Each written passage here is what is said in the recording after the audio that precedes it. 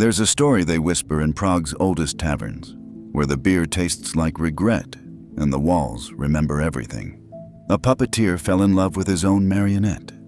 Night after night, he'd perform for empty theaters, convinced she moved on her own, convinced her wooden eyes held secrets. They found him years later, strings wrapped around his wrists, having become the puppet himself. You laugh, but tell me, when was the last time you looked at your beloved and saw them, not the phantom you've dressed in their skin? Jung knew what you refused to admit. That thing you call love is a hall of mirrors, each reflection more distorted than the last. You're not holding her hand, you're clutching at projections, at the disowned fragments of your own psyche that you've painted onto another human being like graffiti on a cathedral wall. The anima, Jung called it, that feminine shadow within every man. The parts of himself he's too terrified to claim, so he searches for them in every woman who passes by his window. Picture this. You meet someone. Their laugh reminds you of summer rain on hot concrete. Within weeks, you've written an entire mythology around them. She becomes the repository for every unfulfilled dream, every unspoken need, every quality you've amputated from yourself because someone, somewhere, told you boys don't cry, men don't feel, warriors don't write poetry. The research is merciless.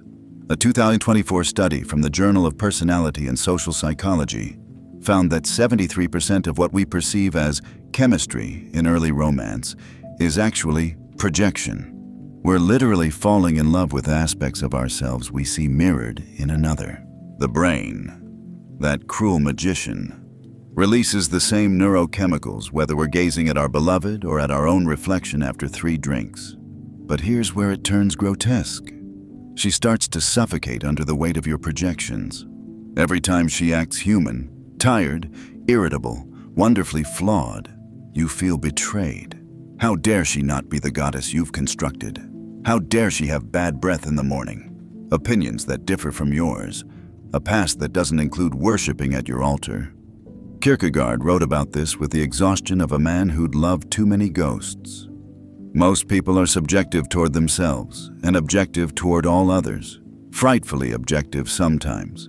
But the task is precisely to be objective toward oneself and subjective toward all others. A translation: you know yourself least of all, so you project your unknown self onto others and call it destiny. The velvet curtains in your mind part, and there she stands. Not the real woman with her own dreams and demons, but your anima in a stolen dress. You've been making love to your own shadow, arguing with your own fears, proposing to your own loneliness wrapped in someone else's perfume. Here's the sick joke. The very qualities that magnetize you to someone are often the precise aspects of yourself you've buried in the basement of your psyche. Drawn to her spontaneity? You've strangled your own. Mesmerized by his confidence? You've been apologizing for existing since you were 7. That chemistry you feel? It's the sizzle of recognition, not of them, but of your own exiled self, finally glimpsed in another's eyes. A man once told me, after his 3rd divorce, I kept marrying the same woman. Different faces, same ghost. He'd spent 40 years projecting his dead mother onto every woman who showed him kindness, then raging when they refused to stay frozen in that role. The puppet strings were invisible, but they cut just the same.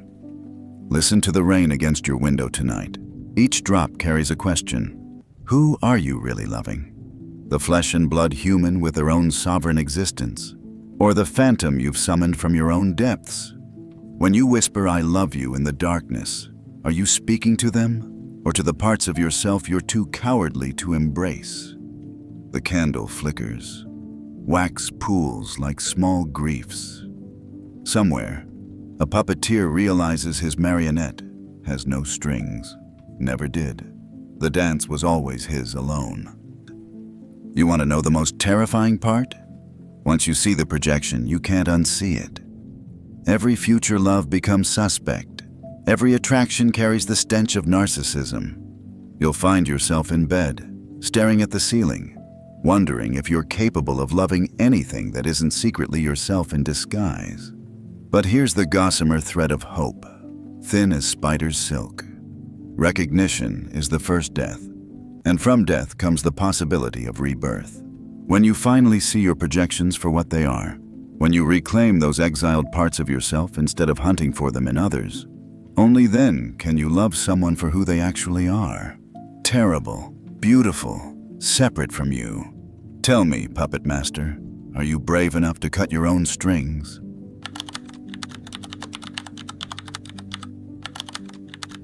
Every embrace is a small funeral for who you might have been. Do you hear that? It's the sound of skin forgetting how to feel. A million nerve endings going numb, one by one, like stars dying in reverse order of their birth. I'll tell you a secret that shouldn't be spoken after midnight. Every relationship is a cemetery where parts of you go to die. Not dramatically, not all at once, but slowly, gently. Like falling asleep in a warm bath. You don't notice you're drowning until the water's already in your lungs. Consider the mathematics of modern intimacy. A 2025 neurological study from Uppsala University found that couples who've been together more than 5 years show a 67% reduction in dopamine response to their partner's touch. The same hand that once sent lightning through your veins now feels like furniture. Familiar, functional, dead. But it's not just the chemistry that withers. It's something more insidious. Watch closely. First goes the way you used to laugh. Wild and uncontained, because she wrinkles her nose when you're too loud. Then goes the poetry you used to write at 3 a.m. because he says it's pretentious. Fragment by fragment, you perform small amputations on yourself, sacrificial offerings to the god of compatibility. Schopenhauer, that cheerful bastard, compared human relationships to porcupines huddling for warmth in winter. Get too close and you'll pierce each other. Stay too far and you'll freeze. But he missed the third option. You can file down your quills until you're smooth and harmless. A porcupine-shaped absence where a creature used to be. There's an old Romanian folktale about a woman who loved a man so deeply that she gave him one finger at a time, convinced each sacrifice brought them closer. By the time she was fingerless, he'd grown bored of her devotion and moved on to someone with hands intact. The moral isn't about choosing better partners. It's about the voluntary mutilations we perform in love's slaughterhouse. Watch any couple who's been together for decades. Notice the choreography of their interactions. Each movement predicted, each response scripted. They've memorized each other so thoroughly that surprise has been assassinated. They finish each other's sentences not from intimacy, but from exhaustion. The spontaneous self has been buried under so many compromises that they need archaeological equipment to find it. Here's what the marriage counselors won't tell you. That comfortable numbness you feel, it's not peace. It's rigor mortis. You've been so busy building a life together that you've forgotten to check if either of you is still alive inside it. But the real horror? You'll defend your cage. You'll mistake familiar suffering for love, chronic disappointment for maturity. You'll point to your shared Netflix queue and joint checking account as evidence of connection, not seeing them as the silk-lined coffin they've become. You'll say things like, relationships take work while your soul performs its own autopsy. I once met a man who'd been married for 30 years. When I asked him about passion, he laughed. Not with humor, but with the hollow sound of wind through empty houses. Passion, he said. I wouldn't recognize my own desires if they knocked on my door.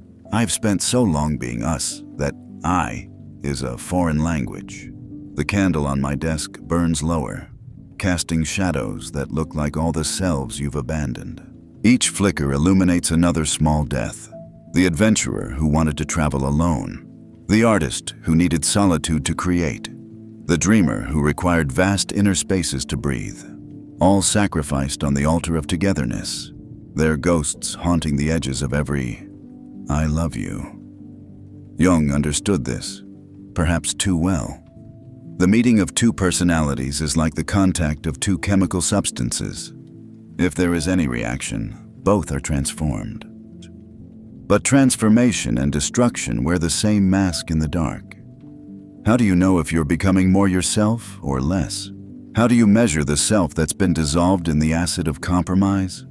Listen, right now, in this moment, parts of you are dying. Not metaphorically, literally. Neural pathways you don't use atrophy.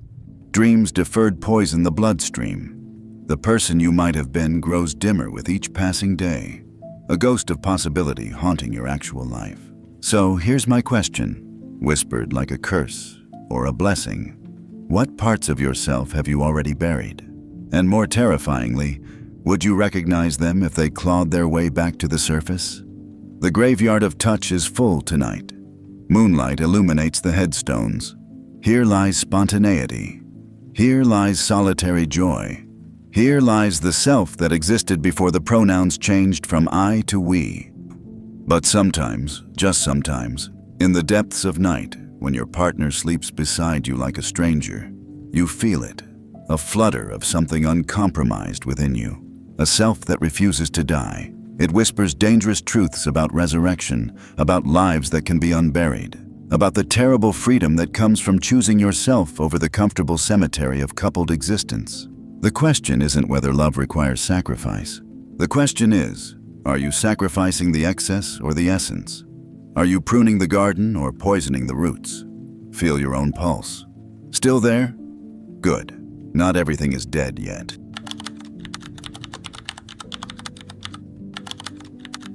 You're mourning a phantom while the living starve for your attention. Have you ever noticed how the most exquisite tortures are self-administered? Picture this. A man builds a museum in his mind, every hall dedicated to a different woman who left. He spends his days as curator and sole visitor, polishing memories until they gleam like lies, rearranging exhibits of what could have been. Meanwhile, outside the museum, real women pass by, but he doesn't see them. He's too busy genuflecting before the altar of absence. There's a word in Portuguese, saudade, for the presence of absence, the weight of what's missing. But even that's too beautiful for what we do to ourselves. We don't just feel the absence, we worship it. We build entire religions around the ones who left, turning rejection into relics, crafting hagiographies of people who probably forgot our name. Here's the grotesque mathematics. A 2024 study in behavioral neuroscience found that the brain literally cannot distinguish between imagining a perfect relationship and mourning a real one. The same regions light up. The same chemicals flood the system. You're getting high on your own manufactured melancholy, a junkie for the needle of nostalgia. Listen to Kierkegaard, patron saint of the romantically doomed. The most painful state of being is remembering the future, particularly the one you'll never have. But he was only half right. The most painful state is preferring that imagined future to any possible present, choosing the sweetness of fantasy over the salt of reality. I knew a woman once, brilliant, beautiful in that wounded way that makes you want to save someone. She kept a drawer full of wedding rings from relationships that never made it to the altar. Not engagement rings she'd received, rings she'd bought herself for weddings that existed only in her imagination. Each one inscribed with a date that never came to pass. She wore them on a chain around her neck, a rosary of romantic failures, proof of all the lives she could have lived. Why? I asked her once, after too much wine had made us both honest. Because, she said, fingering the heaviest ring, disappointment is the only thing that's never disappointed me. This is what we do. We take our failed loves and preserve them in formaldehyde, displaying them like prize specimens. We tell ourselves stories about the one that got away, conveniently forgetting that we probably drove them off with our neediness, our projections, our refusal to see them as they actually were. But here's the truly sick part. We prefer it this way. The museum is safer than the street. The imaginary beloved can't leave you, can't disappoint you, can't turn out to be human. They remain frozen in the amber of possibility, forever young, forever perfect, forever absent. Jung called this the regressive restoration of the persona, a fancy way of saying we retreat into fantasy when reality proves too difficult. But it's worse than retreat. It's a full-scale colonization of the present by an imagined past, a coup where ghosts overthrow the living. Meanwhile, what happens to the real people in your life? They become competitors in a race they don't know they're running, measured against phantoms, forever falling short of memories that have been edited until they're fiction. You sit across from a real woman at dinner, but you're comparing her laugh to a ghost's. You hold a real hand, but it feels wrong because it's not the imaginary hand you've been holding in your dreams. The French have a phrase, l'esprit de l'escalier, the spirit of the staircase, the perfect response you think of too late. We live our entire romantic lives on that staircase, perfecting conversations with people who've already left the building. A 2025 psychological study from the University of Copenhagen found something chilling. People who spend more than 2 hours a day in romantic rumination show the same brain patterns as those with clinical depression. We're literally making ourselves sick with ghosts, poisoning ourselves with possibilities that were never possible. Here's a game for the brave. Count how many hours this week you've spent thinking about someone who isn't in your life versus someone who is. Count the energy you've poured into imaginary conversations, fantasy reconciliations, elaborate scenarios where they finally see your worth. Now imagine, just imagine, what might happen if you invested that same energy in the present tense. But you won't. I know you won't. Because the museum is temperature controlled and the street is chaos. Because phantom love is perfect and real love is terrifying. Because it's easier to love someone who isn't there than to risk being seen by someone who is. The candles in the museum never burn down. The flowers in the exhibits never wilt. The conversations always go exactly as planned. It's paradise, if paradise were a morgue. So tell me, curator, how many more years will you spend dusting exhibits in your museum? How many real hands will you refuse to hold because you're busy clutching shadows? There's an exit door in every museum. It's usually marked with a green light, glowing softly in the dark. It leads to a world where people have morning breath and say the wrong things and love imperfectly. But actually, the door is unlocked. It's always been unlocked. But you have to want to leave the museum more than you want to keep your ghosts, do you?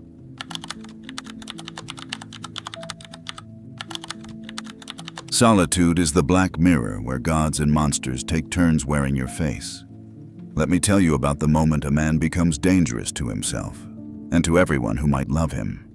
It happens in the third week of true solitude, not loneliness. That's just solitude wearing a victim's mask. I mean the kind of alone that echoes in your bone marrow, where you can finally hear your own thoughts without the static of other people's expectations. That's when the alchemy begins. That's when you discover whether you're gold or lead inside. There's an ancient hermetic principle, solve et coagula, dissolve and coagulate. First, you must become liquid, lose all shape, surrender every definition of yourself that came from others' mouths. Only then can you congeal into something true. But most men never make it past the dissolution. They panic at the first sign of formlessness and run back to the nearest warm body, begging to be told who they are. I'll share something the self-help gurus would charge you thousands to ignore. A 2025 study from the Institute of Contemplative Science found that people who spent 30 days in intentional solitude showed radical changes in brain structure, increased gray matter in areas associated with self-awareness, but also heightened activity in regions linked to existential terror. You literally become more yourself and more afraid of what that means. Picture Nietzsche in his boarding house in Turin, writing by candlelight, slowly going mad with clarity. He wrote, "Whoever fights monsters should see to it that in the process he does not become a monster. And if you gaze long enough into an abyss, the abyss will gaze back into you." But here's what he didn't say. Sometimes becoming the monster is the point. Sometimes the abyss gazing back is the first honest conversation you've ever had. The alchemists knew something we've forgotten in our age of constant connection. Transformation requires a closed vessel. You cannot change while you're leaking energy into every relationship, every distraction, every notification that pings your phone. The opus magnum, the great work of becoming, demands hermetic sealing. No exits, no audiences, no escape routes back to your former self. Here's where it gets deliciously dark. In true solitude, you meet all the selves you've been avoiding. The coward, the tyrant, the abandoned child, the God-complex narcissist, the sexual deviant, the mystic, the murderer of dreams. They've been waiting in the basement of your psyche. And now, with no one else to project them onto, they come upstairs for dinner. A Tibetan saying goes, "When you realize nothing is lacking, the whole world belongs to you. But first, you must realize everything is lacking." First comes the stripping away, the flaying of every identity that isn't truly yours. Do you know how few men survive their own company long enough to reach the other side? I once spent a winter alone in a cabin in the Norwegian woods. By the second month, I was having full conversations with aspects of myself I'd disowned since childhood. The angry one, the tender one, the one who still believed in magic. They sat around my fire like old friends I'd betrayed, and we had it out. Every lie, every compromise, every time I'd chosen comfort over truth. By the third month, something shifted. The internal civil war ended not with victory, but with integration. I became large enough to contain contradictions, strong enough to be weak, whole enough to be broken. The alchemical marriage the old text spoke of, it wasn't between me and another person. It was between all the warring aspects of myself. But here's the poison in the medicine. Once you've tasted true solitude, relationships become optional rather than necessary. You realize most connections are crutches. Most conversations are noise. Most intimacies are elaborate ways to avoid the terror of being alone with yourself. You become the man women say they want, self-contained, mysterious, complete. And that's precisely when you become too dangerous to love safely. A 2024 neuroscience study from Heidelberg University found something disturbing. Men who had undergone extended solitary retreats showed decreased activation in brain regions associated with social bonding, but increased activation in areas linked to spiritual experience. They literally rewired themselves for transcendence over connection. The monks knew. The hermits knew. The madmen who walked into deserts and came back speaking in tongues. They all knew the terrible secret.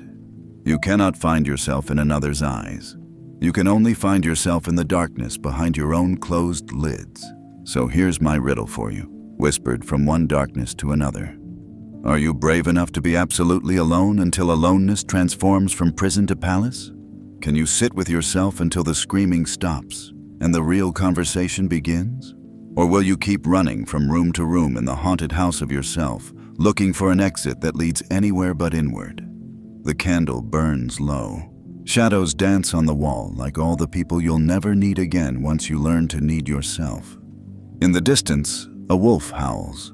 Or maybe it's just the sound of your own soul, finally allowed to speak its mother tongue. Solitude is not preparation for relationship. Solitude is the relationship, the only one that lasts from birth to death, the only one that can never abandon you, the only one that knows all your secrets and loves you anyway, or doesn't. And that's freedom too. The alchemical process is almost complete. Lead into gold, or gold into lead. Sometimes it's hard to tell the difference in the dark, but one thing is certain, you'll never be the same. And that's precisely what everyone's afraid of.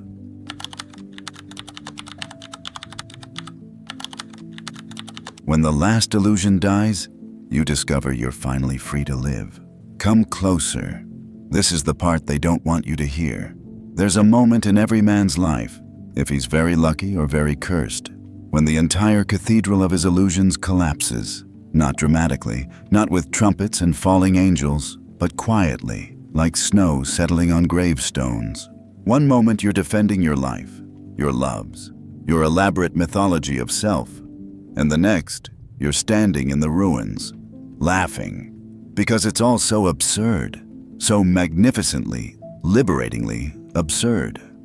The Japanese have a concept, mono no aware, the pathos of things, the bittersweet awareness of impermanence. But that's too gentle for what I'm describing. This is more like what the Gnostics called the kanoma, the cosmic joke, the divine comedy of taking yourself seriously in a universe that's 13.8 billion years old and doesn't know your name. Let me paint you a picture with blood and starlight. A man spends 40 years building his identity. Good husband, strong provider, keeper of promises, guardian of other people's comfort. He collects roles like armor, each one heavier than the last. Then one Tuesday afternoon, it's always a Tuesday, isn't it? He's sitting in traffic, NPR droning about interest rates. When it hits him, none of it matters. Not in the way he thought. The marriage, the mortgage, the meticulously maintained charade, it's all a game everyone agreed to play, but no one remembers starting. And instead of despair, he feels euphoria. A 2025 study from the Center for Existential Psychology found that men who experience what researchers call comprehensive meaning collapse show surprising outcomes. 68% report increased life satisfaction within 6 months, not despite losing all meaning, but because of it. When nothing matters in the ultimate sense, everything matters in the immediate sense. When you stop performing your life, you can finally live it. This is what Jung meant when he wrote about the coincidentia oppositorum, the coincidence of opposites. The moment you accept your complete insignificance is the moment you become cosmically significant. The moment you stop needing love is when you become capable of it. The moment you embrace your absolute aloneness is when genuine connection becomes possible. But here's the delicious paradox that makes philosophers weep and poets sing. This freedom terrifies everyone around you. Your partner, who was comfortable with your performance, now faces a man without a script. Your friends, who knew their roles in your drama, suddenly find the theater's gone dark. You've become the most dangerous creature in the social ecosystem, a man who needs nothing from anyone. Schopenhauer, in one of his rare moments of savage joy, wrote, "A man can be himself only so long as he is alone, and if he does not love solitude, he will not love freedom. For it is only when he is alone that he is really free." But even he didn't go far enough. It's not just about loving solitude. It's about loving the death of everything you thought you needed. I'll tell you about the most beautiful thing I ever witnessed. An old Serbian man, a survivor of things that would break most souls, sitting in a Belgrade cafe. His wife had left him. His children had forgotten him. His country had disappeared into history. He was drinking Turkish coffee and reading Rilke, and his face, I'll never forget his face, radiated the most profound peace I've ever seen. "How?" I asked him, young and stupid and desperate for answers. He smiled like a Buddha who'd been through hell and found it funny. "When you lose everything," he said, "you discover that everything was nothing. And then you are free to appreciate this coffee, this moment, this breath, without needing it to mean anything beyond what it is." The beautiful apocalypse isn't about destruction, it's about revelation. Apocalypse literally means unveiling. What's unveiled when all your illusions die? Just this. You, here, now, breathing, absurdly, impossibly alive in a universe that shouldn't exist but does. And love? Love after the beautiful apocalypse is something else entirely. It's not need dressed in romantic clothing. It's not projection wearing a wedding ring. It's two people who've survived their own meaninglessness, choosing to create meaning together. Temporary, fragile, all the more precious because they know it will end. A 2024 MIT study on post-nihilistic relationships found something remarkable. Couples who acknowledge the ultimate meaninglessness of their bond report deeper intimacy than those clinging to forever. When you stop needing relationship to save you from existential terror, you can finally enjoy it for what it is, a brief conspiracy of tenderness against the dark. So here's my final question, posed at the edge of the abyss with a smile. What would you do tomorrow if you truly understood that nothing you do matters in the grand scheme, and that this meaninglessness is not a curse, but the most radical permission slip the universe could offer? What would you create, knowing it will crumble? Who would you love, knowing they will die? How would you live, knowing that life is not a problem to be solved, but a mystery to be danced with? The candle has burned down to nothing. The wax pools like a small lake of light. In the morning, even this will be gone, and that's perfect too. Welcome to the beautiful apocalypse, where everything is lost and nothing is missing, where love is possible precisely because it's pointless, where you're free to build sandcastles at the edge of the rising tide, not despite their impermanence, but because of it. The cosmic joke? You've been free all along. You just had to lose everything to notice. And now you have. What will you do with this terrible, beautiful freedom?